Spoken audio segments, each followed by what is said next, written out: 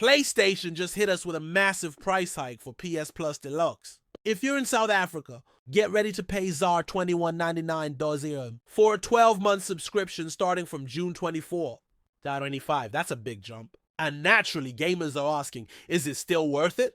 Let's break it down. PS Plus Deluxe is the highest tier in the PlayStation Plus service. You get access to the game catalog, classics, game trials, cloud saves, and of course, online multiplayer. On paper, that sounds like a solid package. But at nearly $2,200 a year, it better be more than just solid. Sony says this price adjustment helps them keep delivering high-quality games and benefits. And yes, we've seen some great titles added to the catalog recently. Big hitters like Spider-Man, Miles Morales, Ghost of Tsushima, and even Horizon Forbidden West have made their way onto the service. That's no doubt a good deal for new players jumping into the ecosystem.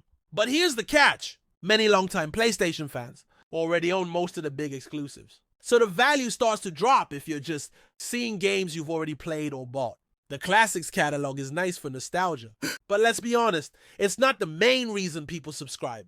Another thing to consider is competition. Xbox Game Pass Ultimate still undercuts PlayStation in terms of pricing and includes day one first-party releases. PlayStation's model doesn't offer that, which makes this price hike feel a little off to some players. Let's not forget that not everyone can afford this new pricing, especially in regions where R$21.99 is a big chunk of money. For casual players who just want online multiplayer and maybe a few monthly games, this price could push them down to a lower tier, or even out of the service entirely. So is PS Plus Deluxe still worth it? Well, that depends. If you're a new player who hasn't played most of the catalog, this could be a great way to dive into a huge library of games for a yearly fee. You'll get dozens of hours of entertainment and possibly even discover some new favorites. But if you're a veteran who already owns the big titles and you're not interested in game trials or the retro library, then you might want to consider downgrading to extra or essential, or skipping altogether. In the end,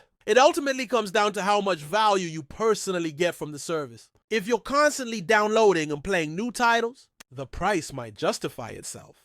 But if you're barely touching the offerings or mainly play just one or two games online, it might be time to reassess.